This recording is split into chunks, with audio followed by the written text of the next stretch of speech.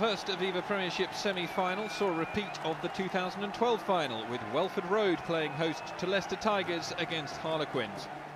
Tigers started brightest, Toby Flood kicking them into a 3-point lead after just 3 minutes.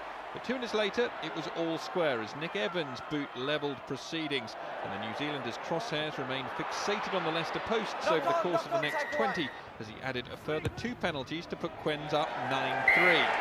Danny Kerr then missed the opportunity to put the visitors further ahead when Tom Croft's hand prevented the scrum half from touching down, and it proved a costly miss as Flood kicked Tigers back to within 3, and then right on the stroke of half-time, Nicky Gonover powered over from a loose passage of play, touching down under the posts for his 4th of the season, giving Tigers the edge at the interval 13-9. Into the second half, and again Kerr was the centre of attention, sent to the bin for a deliberate knock-on, and whilst down to 14, Quens saw the game slip away. First Flood kicked another penalty to make it a 7-point cushion, and then Tuilangi set up Niall Morris for try number 2 of the afternoon to make it 23-9. Moments after, Quens were restored to their full complement. Tigers scored a third, Tom Croft showing an explosive burst of pace from halfway to touchdown for the 3rd successive game. And Matthew Tate completed the route with 9 minutes left on the clock as he first fed Morris and then supported the winger to notch up his 4th try of the season.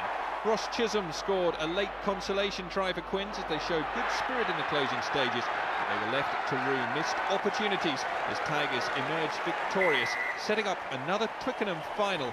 The final score 33-16. With Leicester Tigers already through to their 9th consecutive Premiership final, the question was, who would be joining Richard Cockrell's side at Twickenham? The smart money was on Saracens, who, despite playing at a number of different venues, have been unbeaten at home this season, while Northampton Saints have been erratic to say the least, losing heavily to Leicester and also to Quins in recent weeks. A festival atmosphere greeted the home players as they made their way out onto the pitch at Allianz Park. The Saracens' wags and children provided a guard of honour to their men who had already beaten Saints twice in the Premiership this season. But the visitors, led on by Lions tourist Dylan Hartley, had a look of steel and determination that was soon transferred into territory and possession once the whistle sounded from JP Doyle.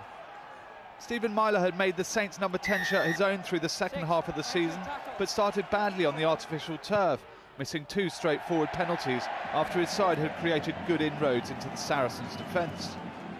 The home side gradually got a foothold into the game, but the Saints pack continued to dominate, and finally on 20 minutes the pressure told. Brian Majati, in potentially his last game for Northampton, touching down for the opening score. This time Myler was on target, and the visitors took a deserved 7-0 lead. The Sarries faithful were in shock 3 minutes later when the lead was doubled. Jamie Elliott, the finisher, after Saints stole the ball in midfield, and some swift hands sent the young winger away for his 10th try of the season. Saracens lost Charlie Hodgson to injury on 24 minutes, but it was Owen Farrell switching to stand off who had the next impact. A late challenge on Myler, allowing his opposite number to extend the lead to 17-0.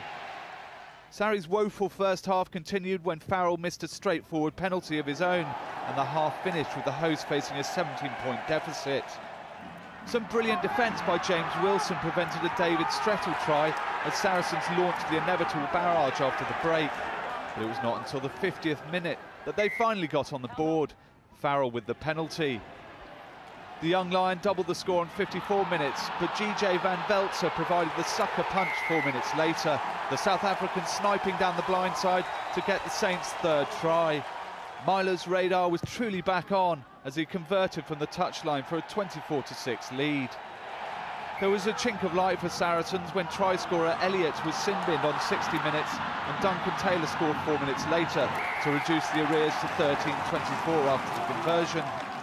But the upset was complete on 72 minutes with Myler's 5th successful kick, and the delight was clear to see on the face of Jim Mallender and all concerned with the visitors on final whistle. Saints through to the Twickenham final for the first time in 6 attempts. Final score at Allianz Park, Saracens 13, Northampton 27.